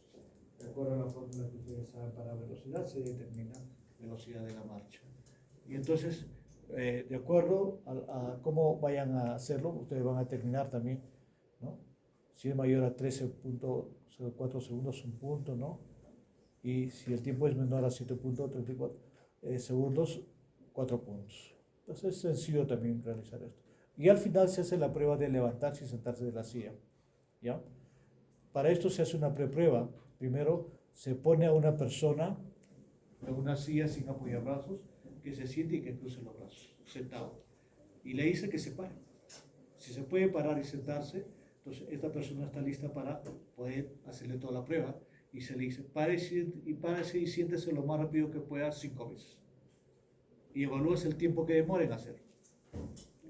Y de acuerdo a eso, si el tiempo que demora en hacer las 5 veces, 5 repeticiones, es menos de 11.19 segundos, le darás 4 puntos. Y si demora más de 1 minuto, 0 puntos. Y acá está todo el puntaje general. Entonces, en total, ¿cuántos vamos a tener? 12 puntos. 12 puntos. Para valoración geriátrica integral, escuchen bien porque después vamos a ver para sarcopenia, es otro puntaje. Para valoración geriátrica integral, el punto de corte es 10. 10 o más, SPPB normal. 10 o menos de 10, SPPB anormal. ¿De acuerdo? Y entonces con eso se determina si su potencia o su rendimiento físico es adecuado o no. Entonces con eso se termina, ¿no? Entonces acá está lo que decía. El tiempo en el cual se da hacer esa prueba es bastante sencillo, dura más o menos entre 6, 8 a 10 minutos. El puntaje que se va a sumar en total es de 0 a 12 puntos, ¿no? Y hemos explicado cómo se consigue cada puntaje. Una puntuación por debajo de 10 indica fragilidad, elevado riesgo de discapacidad y elevado riesgo de caídas. ¿Ya? La vez pasada pregunté sobre eso, ¿no? Caídos verónicos. Le dije, ¿no? Cuando su puntaje es menos de 10, tiene elevado riesgo de caída. Pero dijeron, no, porque caída solo se evalúa con qué? Continente. ¿No es así? SPPB también te evalúa riesgo de caídas. ¿De acuerdo? Entonces, lo que hay que entender es, obviamente no volver a preguntar lo mismo, pero no se queda recorriendo. ¿Ya? Entonces, cuando hay deterioro, ¿no? Funcional en general, aumenta el riesgo de mortalidad, el número de ingresos a hospital, la estancia media de ingresos, ¿no? Frecuencia de consultas médicas y de servicios de urgencia. Entonces, cuando la funcionalidad en total, los 4 ítems, actividades básicas de la vida diaria, actividades instrumentales de la vida diaria, marcha y equilibrio y rendimiento físico están disminuidos, esta persona es mucho más fácil de enfermarse, mucho más fácil de que pueda tener algún otro problema, ¿ya? Y entonces va a ingresar muy fácilmente al hospital, va a recuperarse menos. Por eso que es importante la funcionalidad, como le dije al comienzo, en geriatría. ¿De acuerdo? Luego pasamos a la evaluación de la esfera mental. Obviamente, si decimos que vamos a evaluar toda la esfera mental, sería mucho, ¿no? Entonces, solamente se evalúan 2 cosas en la esfera mental: la parte cognitiva y la parte afectiva. Y dentro de la parte afectiva no se evalúa todo, también solamente se evalúa depresión, ¿de acuerdo? Entonces, hay que manejar esas 2 cosas. ¿Por qué se evalúa esto? Porque es muy frecuente la presencia de deterioro cognitivo y de depresión, ¿ya? Mucha depresión y mucho deterioro cognitivo existe en los adultos mayores. Por ello que es importante la evaluación. Entonces, la esfera cognitiva, ¿ustedes conocen el Minimental? ¿Han aplicado? No. ¿Ya? Entonces, el Minimental te ayuda a evaluar la esfera cognitiva, y la esfera afectiva lo vamos a evaluar a través de la escala de depresión de ISH. Entonces, hay muchas escalas, ¿no? Para la evaluación cognitiva. El Minimental es el más aceptado. Y acá lo tenemos, ¿no? Ustedes deben haberlo visto, como me dicen que ya lo han practicado, lo han aplicado incluso, ¿no? Saben que sea cierto lo que dicen, ¿no? Se evalúa orientación, memoria inmediata, atención y cálculo, recuerdo diferido, lenguaje y construcción, ¿no? Todo eso tiene su puntaje. La puntuación total es 30 puntos, ¿no es cierto? ¿Sí? Los que han aplicado se supone que ya saben. ¿30 puntos o no? Ya, 30 puntos. El punto de corte igual 24. Menos de 24 y hay deterioro cognitivo. 19 o menos, deterioro cognitivo moderado. Menos de 15 o 14, dependiendo de qué literatura lean, deterioro cognitivo severo o demencia. ¿De acuerdo? Lo que hay que entender esto es que todo esto son pruebas de screening, no son pruebas de diagnóstico. ¿Qué es prueba de screening? Prueba de descarte. ¿De acuerdo? Todos los que estamos viendo acá y los que vamos a ver hasta el final son pruebas de descarte. También se puede usar el Pfeiffer, como pueden ver, se hacen 10 preguntas y de acuerdo a eso también se da puntuación, ¿no? 0 a 2 errores está normal, 3 a 4 errores de periodo cognitivo leve, 5 a 7 errores de periodo cognitivo moderado, 8 a 10 errores de periodo cognitivo grave, ¿no? También se puede aplicar el test de reloj. Hay otras pruebas más, como el BOCA, por ejemplo, la evaluación cognitiva de Montreal, que es uno de las escalas más validadas para estudio de deterioro cognitivo leve. O sea, es muy preciso para deterioro cognitivo leve la escala de Montreal, la escala cognitiva de Montreal. ¿Ya? Y ahora, aquí, en nuestra zona, para personas que no tienen ningún tipo de educación, también hay la prueba que se llama el test de ISACS. El test de ISACS te evalúa cuatro categorías. La categoría que tú quieras. Por ejemplo, si tenemos una persona que vive en la altura, categorías podrían ser los pueblos que están cerca de él, pueden ser los animales que crían, pueden ser plantas que sirven, colores que normalmente todo el mundo lo sabe, etc. Busca 4 categorías y le dices, dime el nombre de 10 pueblos que están cerca de tu pueblo.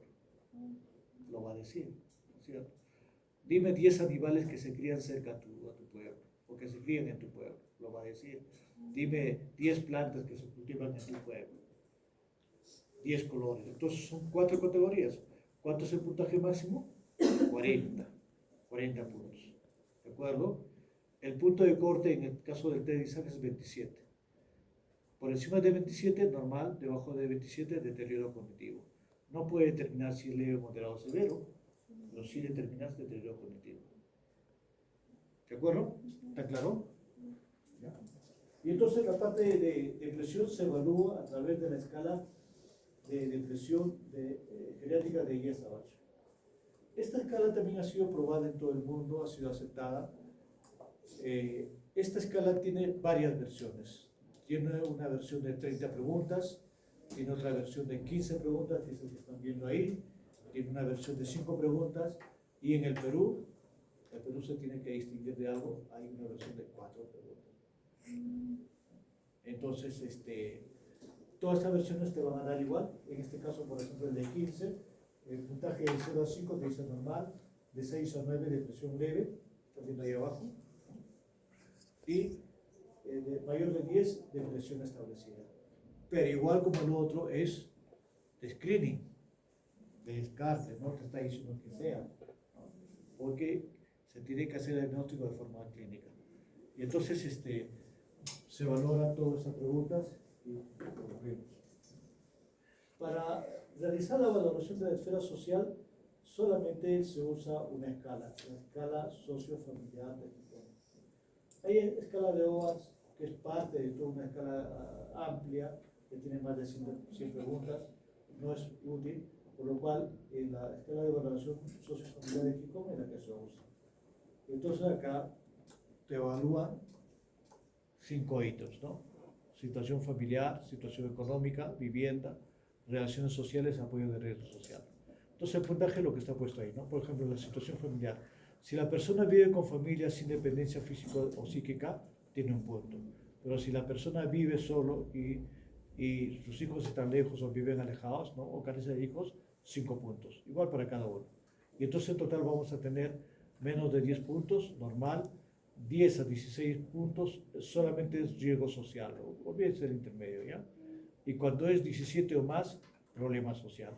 Esa es la forma de diagnosticar. O sea, es normal, riesgo social o problema social, nada más.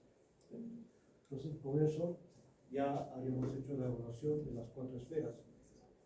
El 2023, el MINSA, acá en el Perú, sacó una norma técnica para ver en dónde se tiene que hacer y qué se tiene que hacer según la categoría de los establecimientos de salud, la valoración geriátrica, ¿no? Como pueden ver ahí hay BACAM de leve, corta, completa, y BGI se tiene que hacer a nivel de segundo nivel de atención en hospitales de categoría 2C y tercer nivel de atención, categoría 3.1, 3.2 y 3C, el BGI. Se clasifica a la persona adulta mayor en independiente, dependiente parcial y dependiente total, de acuerdo a lo que hemos establecido en actividades básicas de la vida diaria y actividades suplementarias de la vida diaria. Esto es todo el formato que tiene, ¿no? Ya lo vamos a ver así, ya ustedes pueden revisarlo más adelante todo. Este es el BGI que se tiene que usar en los niveles superiores, ¿no? Como pueden ver, se evalúa índice de CATS, índice de Bartel, con eso se determina el diagnóstico, ¿no? Igual independiente, dependiente parcial o dependiente total, tanto en CATS como en Bartel, como pueden ver ahí hacia abajo, ¿ya? El auto-Migrodi para actividades suplementarias de la vida diaria. Luego se pasa a la valoración mental. El estado cognitivo se puede hacer con Pfeiffer, como pueden ver acá, o el Minimenta, que está puesto acá. Y como les decía, el estado afectivo, la escala de 10 a 8, solamente 4 preguntas. Esto es un grave problema que nosotros lo hemos hecho ver. La gente obviamente que ha hecho esto es gente que nosotros conocemos. Yo he hecho la residencia en Lima, obviamente no hay otro lugar por ahora. Conozco a todos los que han hecho esto, ¿no? Entonces, en un momento oportuno se le dijo, pero ¿cómo vamos a evaluar? ¿Por qué? ¿Qué puede suceder con esto? Es una cosa muy simple. Cuando tú quieres hacer comparación con otros estudios, donde usan 15 preguntas o usan 5 preguntas, tu escala servirá para que entre en ese programa, en ese estudio. En un estudio multicéntrico, por ejemplo, vas a quedar fuera, porque tú no estás valorando como todos los demás lo valoran. Entonces, eso es lo que hay que ver. Entonces, hay que cuidar mucho en qué instrumentos usamos, porque tú puedes crear tu propio instrumento, ¿de acuerdo? Pero tienes que validarlo y tiene que servir, y tiene que hacer de que todas las demás personas también utilicen tu escala. Si no lo usan los demás, tu estudio va a quedar en nada, no sirve para nada. Por eso que, ya les dije, el MNA, por ejemplo, está validado y estudiado en adultos mayores en todo el mundo. El Pfeiffer, el CATS, aceptado totalmente. El Bartel, como ustedes han visto en algunos estudios, se considera solo Bartel para muchos estudios. Entonces, hay que ver eso. Luego la valoración geriátrica, ¿no? Se usa el MNA corto, como pueden ver ahí. Acá aparece la valoración de fragilidad, que lo vamos a ver en su momento. Ellos usan la escala de Frey, que tampoco estoy de acuerdo, ya lo vamos a ver por qué. Luego velocidad de marcha, y el SPPB que yo le decía. Igual, acá también usan la valoración para la evaluación social, ¿no? Sociofamiliar de Gijón. Pareciera ser todo igual como nosotros, ¿no? Pero ¿cuál es el problema? El puntaje. Miren, de 10 a 14, riesgo social, más 15 o más, problema social. Puede ser comparado con otros estudios en otras partes, igual. ¿Por qué? Porque has variado el puntaje. Si en todo lugar se evalúa por encima de 17 problema social, tú que has puesto 16 o 15, tu estudio no tiene valor. Lo van a sacar cuando se hacen estudios grandes, multicéntricos, metaanálisis. Eso es lo que siempre tenemos que pensar, que es cómo vamos a hacer, cómo va a influir en el mundo lo que tú haces. Porque tu trabajo puede ser muy bueno, pero no tiene comparación con otros estudios. ¿De acuerdo? No lo puedes comparar. Entonces, esos son algunos de los problemas. Es válido, está puesto y podrían revisarlo. Como le decía a un comienzo, a pesar de que geriatría tiene un tiempo ya bastante importante, ya van a ser 80 años o más de 80 años, todavía sigue siendo una especialidad joven, en la medida en que muchas de las cosas todavía no están claras o se sigue buscando, como pueden ver acá, por ejemplo, esta evaluación rápida, genética rápida, nuevas escalas que faciliten mejor o de una manera más fácil el estudio. ¿Ya? ¿Por qué? Porque hay mucha gente que quiere pasar la historia, pues, ¿no? Si mi escala es válida para todo el mundo, yo pasaré la historia, si no, todo el mundo se olvidará de mí, ¿no es cierto? Entonces acá han creado, por ejemplo, solamente 3 o 4 cosas, ¿no? Fragilidad, sarcopenia, condición, nutrición. De acuerdo a eso determina si este paciente tiene su valoración genética es adecuada o no es adecuada. ¿De acuerdo? Muy bien, eso es todo lo que quería presentarles. No sé si tienen alguna duda sobre lo que he presentado. ¿Alguna consulta? Doctor, respecto a la a la esfera mental cuando hablamos del cognitivo, nos basamos más que nada en el mini-mental y en el high, ¿en esos dos? O... Claro, el mini-mental es clasificado, o sea, lo que está ahí el documento de la norma técnica del MINSA, eso es lo que tiene valor, o sea, ahí está puesto el mini-mental y también está puesto el FRE. Entonces las dos escalas se aplican, que es lo que vamos a poner. Hay otros, por ejemplo, hay uno para evaluar también en personas con bajo nivel educativo, el RUDAS. Y hay ya un RUDAS para el Perú, el RUDAS PE, que ha sido aplicado en zonas periféricas de Lima y en zonas rurales del Perú, y ya está validado, pero no tiene la fuerza suficiente como para poder ser incluido en estos estudios. Entonces, el tiempo dirá si son válidos o no. O sea, hay muchas escalas, pero por ahora, para cognitivo simplemente